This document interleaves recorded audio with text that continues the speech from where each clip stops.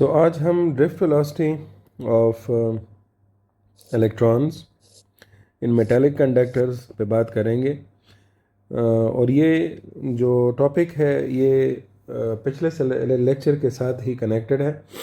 पिछले लेक्चर में हमारी डिस्कशन जो थी it was mainly on the steady electric current. और स्टेडी इलेक्ट्रिक करंट में हमें दो कंडीशंस को फुलफिल करना होता है। The first is the constant magnitude, ये मतलब मैग्नीट्यूड में कोई वेरिएशन नहीं होनी चाहिए है। और दूसरी चीज़ जो थी वो है कि डायरेक्शन में कोई वेरिएशन ना हो।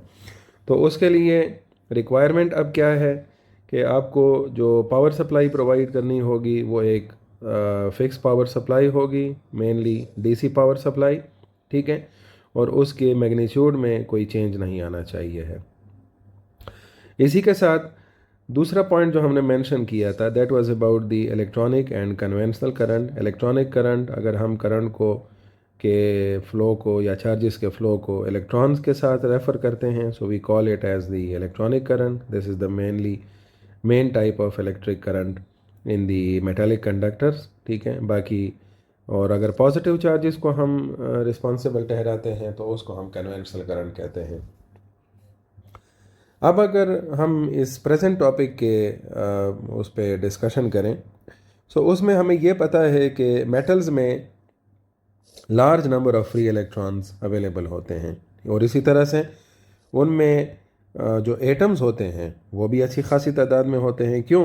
क्योंकि ये जो इलेक्ट्रॉन्स हैं ये बेसिकली इन्हीं एटम्स के साथ किसी न किसी तरह से कनेक्टेड होते हैं, ठीक है। लेकिन चूँकि हम अगर इनको फ्री इलेक्ट्रॉन्स कह रहे हैं, सो फ्री इलेक्ट्रॉन्स का मतलब यहाँ पर क्या होगा, ठीक है।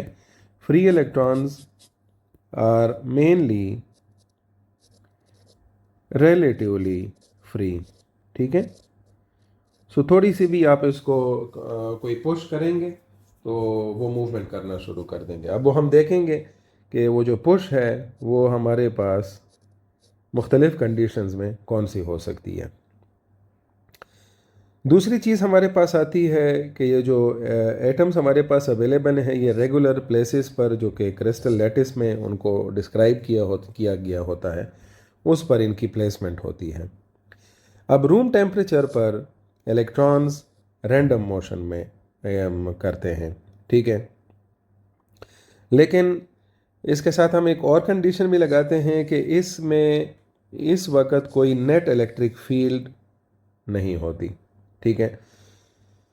अब ज़ाहिर ये पॉइंट जो है हम इलेक्ट्रोस्टैटिक्स के चैप्टर में भी देख चुके हैं कि मिसाल के तौर पर अगर हमारे पास ये कोई पॉजिटिव प्लेट है और ये नेगेटिव प्लेट है और यहाँ पर हम इलेक्ट्रॉन को कंसिडर करते हैं, तो ये इलेक्ट्रॉन जो है ये पॉजिटिव प्लेट से नेगेटिव प्लेट की तरफ मूवमेंट करेगा। इलेक्ट्रिक फील्ड की डायरेक्शन ये होगी और ये इलेक्ट्रिक फील्ड के बिल्कुल अपोजिट जाएगा। लेकिन चूंकि यहाँ पर हम इनिशियल कंडीशन में इलेक्ट्रिक फील्ड के अवेलेबिलिटी पर की वैल्यू को ज़ीरो कर रहे हैं, नो नेट इलेक्ट्रिक फील्ड है, तो अब ये रैंडम मोशन की वजह क्या होगी। इस रैंडम मोशन को समझने के लिए हमें पहले इस पॉइंट को देखना होगा। ये एक मेटालिक कंडक्टर की इंटरनल इन्वायरमेंट है जिसमें ये जो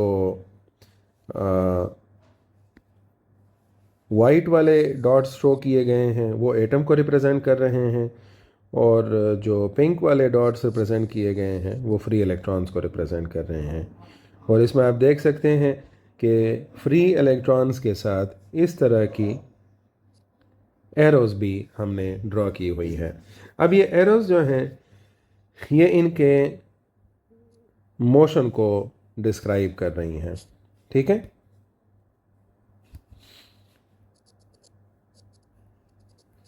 और ये मोशन जो है ये ज़ाहिर है वजह इसकी क्या है,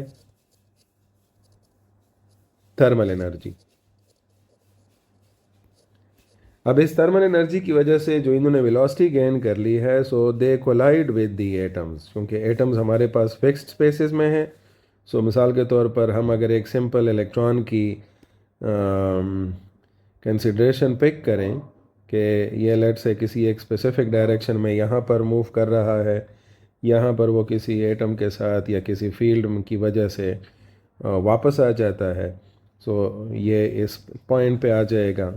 यहाँ पर कोई दूसरा एटम है या कोई फील्ड है एटम की, उसकी वजह से इसकी डायरेक्शन शिफ्ट हो जाएगी, इधर शिफ्ट हो जाएगी, ठीक है।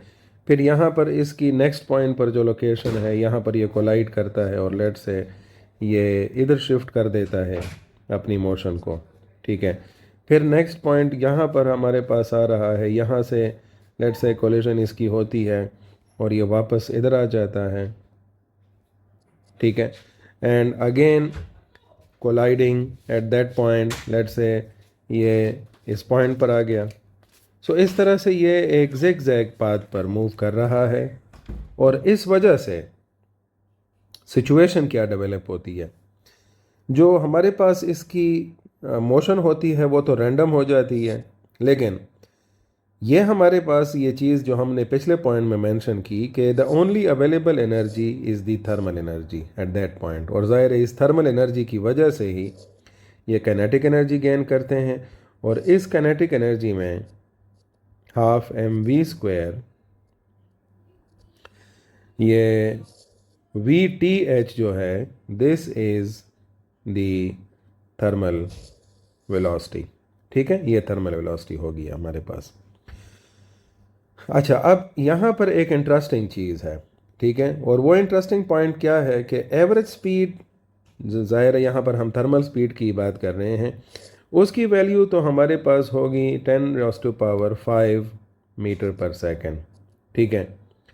लेकिन एवरेज जो थर्मल वेलोसिटी है उसकी वैल्यू ज़ीरो होती है, और उसकी वजह क्या है, जिस तरह हमने यहाँ पर इस फिगर में देखा कि इसकी जो नेट मोशन है वो हमारे पास नहीं एग्जिस्ट कर रही, जितना वो आगे जा रहा है उतना ही पीछे जा रहा है, ठीक है। इस तरह से अगर आप इन मुख्तलिफ इलेक्ट्रॉन्स की लोकेशन को देख लें, मिसाल के तौर पर आप इसको ट्रेस आउट कर लें तो इसकी मोशन इसके बिल्कुल ख़िलाफ़ है, ठीक है।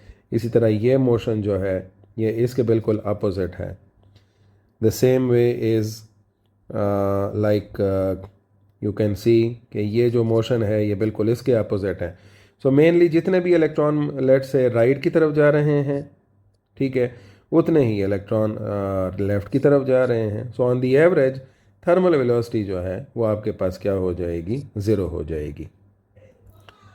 अच्छा, दूसरी चीज़ जो मैं यहाँ पर एक्सप्लेन करना चाहता हूँ वो ये है कि इस सिनेरियो में कोई ऐसा नेट डायरेक्शन इस इलेक्ट्रॉन की नहीं थी कि या तो वो इसको इस डायरेक्शन में लेकर जा सके या इस डायरेक्शन में लेकर जा सके। हर इलेक्ट्रॉन की एक थर्मल वेलोसिटी थी, ठीक है। सारा जो इन्वायरमेंट था, ये पूरा इन्वायरमेंट, ये आप इस मेटल का, वो एक टेम्परेचर पर था और उस टेम्परेचर की वजह से सारे के सारे इलेक्ट्रॉन मूव कर रहे थे, एटम्स भी वाइब्रेट कर रहे थे, और उनकी नेट कोलिजन की वजह से कोई भी इलेक्ट्रॉन ना एग्जैक्टली राइट की तरफ और ना एग्जैक्टली लेफ़्ट की तरफ, ना टॉप और ना डाउन मूव कर सका, ठीक है। अब हम आते हैं कि अगर हम फील्ड इंट्रोड्यूस कर दें, और ज़ाहिर है इलेक्ट्रिक फील्ड इंट्रोड्यूस करते हुए हमारे पास एक दूसरी चीज़ सामने आ जाएगी, एक दूसरी फिज़िकल क्वांटिटी सामने आ जाएगी, और वो होगी पोटेंशियल डिफरेंस, ठीक है। अब मिसाल के तौर पर पोटेंशियल डिफरेंस का मैं किस तरह से आपको रेफरेंस देता हूँ कि लेट से आपके पास ये एक लेवल है, ठीक है, और ये दूसरा लेवल है, और यहाँ पर आपको एक इंक्लाइन प्लेन अवेलेबल है। इस इंक्लाइन प्लेन पर हम क्या करते हैं, एक बॉल को रिलीज़ करते हैं। सो ये जो लेवल है और ये वाला level, they have the different potentials, I call it as A and B. So ये बॉल जो है ये रोल करते हुए आराम से क्या करेगा, ये इंक्लाइन प्लेन हो गया, और ये बॉल जो है ये इन पॉइंट्स पर रोल करते हुए नीचे की तरफ आएगा। लेकिन अगर यही सिचुएशन मैं इस तरह से ड्रॉ कर लूँ कि बिल्कुल सेम पोटेंशियल हो और फिर वहाँ पर मैं इस बॉल को रख लूँ, सो ना ये इधर जा सकता है राइट की तरफ और ना लेफ़्ट की तरफ, तो ये दोनों जो इसके रास्ते हैं ये टेक्निकली बंद हो जाते हैं। सो अब हम क्या करते हैं, ये वाली जो सिचुएशन हमने शो की हुई है, this is exactly like this figure, ठीक है, क्योंकि यहाँ पर इस सिचुएशन में आपको कोई भी ना राइट की तरफ ना लेफ़्ट की तरफ टॉप एंड डाउन कोई भी ऐसी सिचुएशन नहीं मिल रही कि जिसमें ये क्या कर सकें, नेट डायरेक्शन में मूव कर सकें। लेकिन अब अगर हम इलेक्ट्रिक फील्ड की बात करते हैं, सो इलेक्ट्रिक फील्ड के केस में जो हमारे पास पॉजिटिव इलेक्ट्रोड हमने यहाँ पर कनेक्ट इस साइड से कनेक्ट कर दिया है, नेगेटिव इलेक्ट्रोड इधर से कनेक्ट कर दिया है, और कंडक्टर के ऊपर एक नेट इलेक्ट्रिक फील्ड अप्लाई हो गई है जो ये इस वाइट एरो से इस डायरेक्शन के इसकी डायरेक्शन शो हो रही है। और अब आप देख सकते हैं कि वही पिंक वाले इलेक्ट्रॉन्स क्या कर रहे हैं, they are approaching towards the positive electrode. और ये हमने पहले से ही कहा था कि इलेक्ट्रॉन्स जो हैं they will move opposite to the electric field. Let's say अगर इलेक्ट्रिक फील्ड की डायरेक्शन हमने ये ड्रॉ कर ली है, ठीक है, और मैं किसी इलेक्ट्रॉन को यहाँ पर रिप्रेजेंट करता हूँ फॉर एन इंस्टेंस, मैं आपके रेफरेंस के लिए ये बात कर रहा हूँ।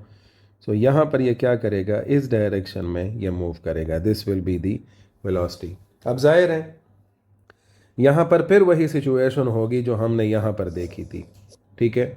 लेकिन अब एडवांटेज क्या होगा, एडवांटेज ये होगा कि चूँकि इस प्रेजेंट सिनेरियो के मुताबिक अगर मैं पॉजिटिव राइट पे ले लूँ और नेगेटिव लेफ़्ट पे ले लूँ, तो ज़रा इस पॉइंट को मैं यहाँ पर इसकी डिपिक्शन करने की कोशिश करता हूँ।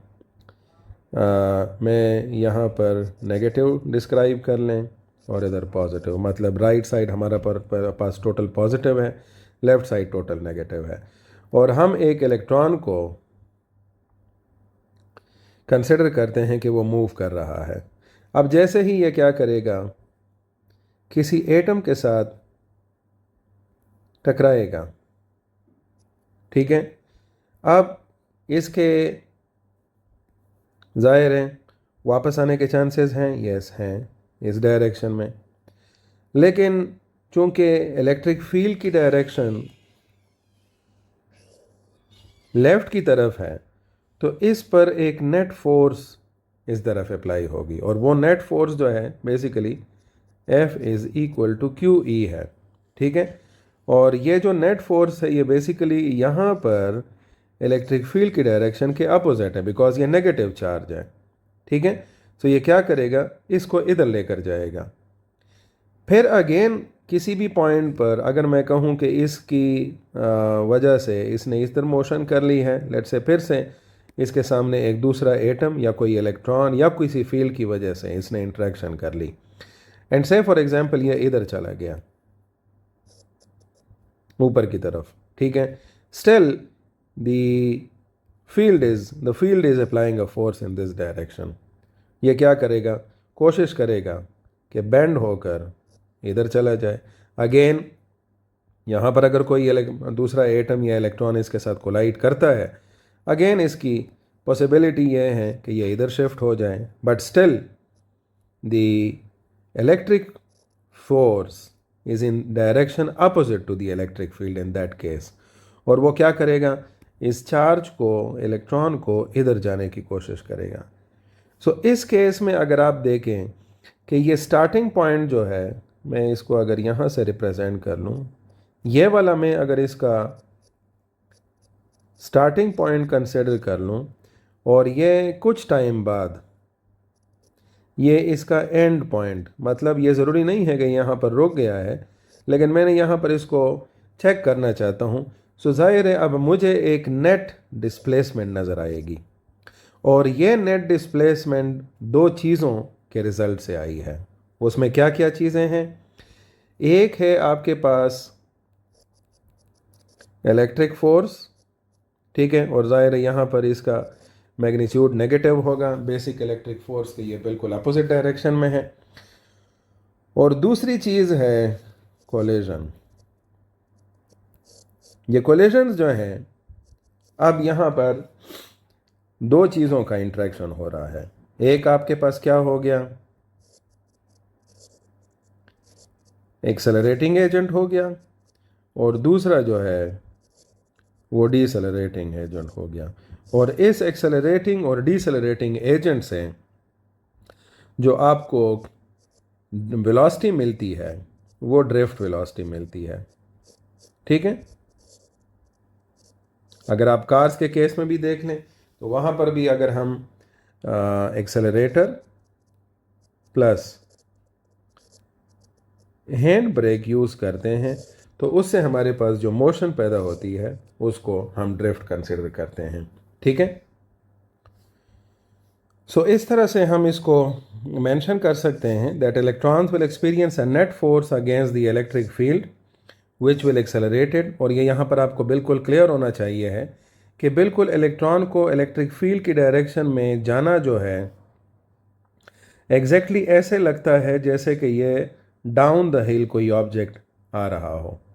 ठीक है, सो इस वजह से ये बिल्कुल बहुत आसानी से क्या करेगा, आएगा और ये इसको क्या करेगा, एक्सेलरेट करेगा। लेकिन दूसरी तरफ while the collision due to field of other electrons or the presence of atoms, मतलब वो एटम्स के साथ भी कोलिजन हो सकती है, दूसरे इलेक्ट्रॉन्स के फील्ड की वजह से भी ये किसी वापस जा सकता है, वो इसको क्या करेंगे, डिसेलरेट करेंगे। तो आप देखें ना, ये एक्सेलरेट वाला जो काम है इलेक्ट्रिक फील्ड वाला, ये वो कार के एग्जाम्पल के मुताबिक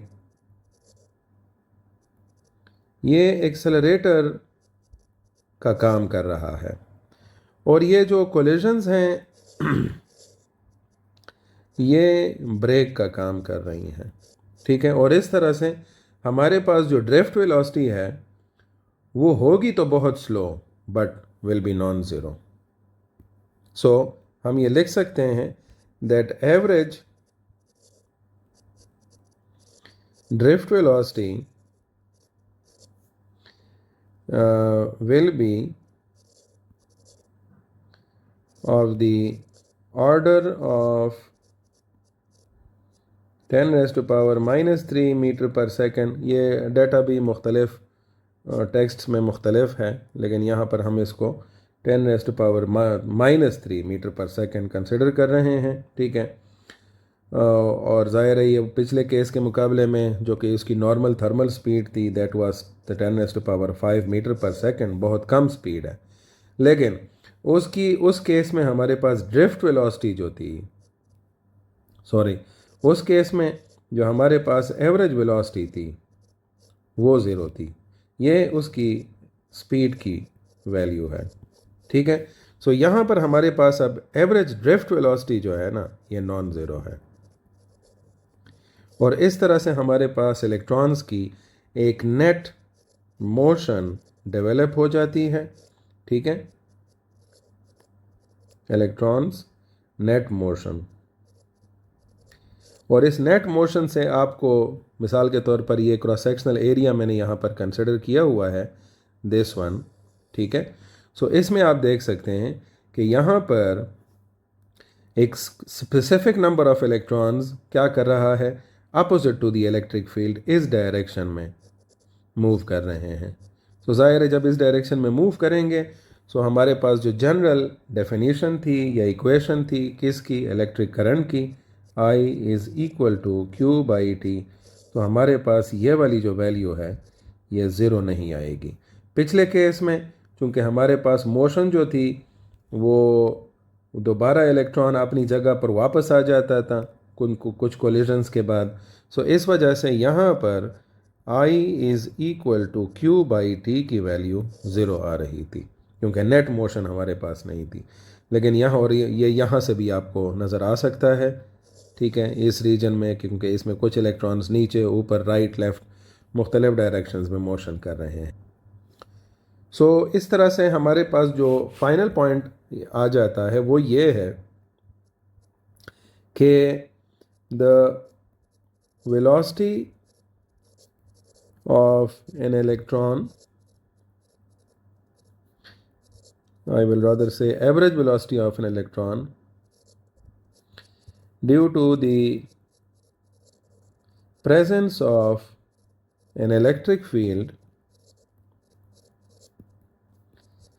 is termed as drift velocity। यहाँ पर सिर्फ एक चीज़ का मैं एडिशनल ज़िक्र करना बहुत ज़रूरी है, और वो क्या है कि इसमें इलेक्ट्रिक फील्ड और साथ साथ में कोलिजन्स को भी आपने मेंशन करना होगा, ठीक है। और इससे जो करंट आपके पास कंडक्टर के अंदर पैदा होती है उसको हम कहते हैं ड्रिफ्ट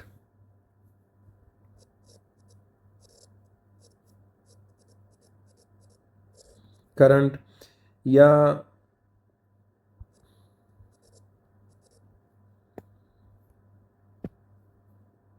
कंडक्शन करंट। सो ये एक पॉइंट भी हमारे पास जहन में आना चाहिए है कि चूंकि अगर ड्रिफ्ट वेलोसिटी इतनी ज़्यादा स्लो है इलेक्ट्रॉन्स की कि इसकी नॉर्मल जो स्पीड थी, मतलब थर्मल वेलोसिटी, वो 10⁻⁻⁵ मीटर पर सेकंड थी, और फिर ये डिक्रीज़ होते होते 10⁻⁻³ मीटर पर सेकंड हो गई।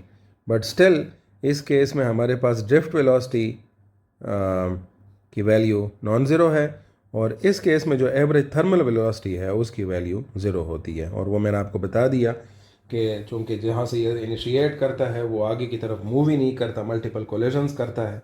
सो जिसकी वजह से ये आगे नहीं जा सकता, मतलब उसकी नेट डिस्प्लेसमेंट ज़ीरो हो जाती है। But still how room light turns on quickly when the circuit is close, तो उसमें मेनली यहाँ पर इसका जवाब हमारे पास ये बनता है कि इसमें मेन जो रोल प्ले है वो इलेक्ट्रिक फील्ड का है, ठीक है। और इलेक्ट्रिक फील्ड की प्रोपेगेशन जो है उसकी स्पीड एग्जैक्टली 3 × 10⁸ मीटर पर सेकंड है, ठीक है। बिकॉज जब आप इलेक्ट्रिक फील्ड को ऑन करते हैं, मतलब पोटेंशियल सप्लाई प्रोवाइड कर देते हैं, सो ऑब्वियसली एक तरह का इसका एक इलेक्ट्रोमैग्नेटिक बिहेवियर बन जाता है यहाँ पर इलेक्ट्रॉन का, बिकॉज वो मूविंग स्टेट में आ जाता है, मैग्नेटिक फील्ड भी हो जाती है, इलेक्ट्रिक फील्ड भी। तो ये एक तरह की इलेक्ट्रोमैग्नेटिक एनर्जी है जिसकी प्रोपेगेशन स्पीड जो है वो 3 × 10⁸ मीटर पर सेकंड है। तो आई होप सो यहाँ पर ड्रिफ्ट वेलोसिटी का आइडिया जो है वो काफ़ी हद तक क्लियर हो चुका होगा आपके जहनों में, ठीक है। मेरा यही मकसद था कि आपके जो माइंड में अगर ऐसी कोई चीज़ है रिगार्डिंग द ड्रिफ्ट वेलोसिटी, तो वो यहाँ पर क्लियर हो सके, ठीक है। और अगर वीडियोस में कोई ऐसी लेक्चर में कोई ऐसे पॉइंट हैं जो मतलब मैंने मिस कर दिए हो या मिसाल के तौर पर आपको समझ ना आई हो, तो उस पर आप डिस्कस कर सकते हैं कमेंट सेक्शन में, ठीक है। और वीडियो अपने फ्रेंड्स के साथ भी शेयर करें ताकि उनको भी यहाँ इस लेक्चर से खातिर खा फ़ायदा हासिल हो सकें। Thank you.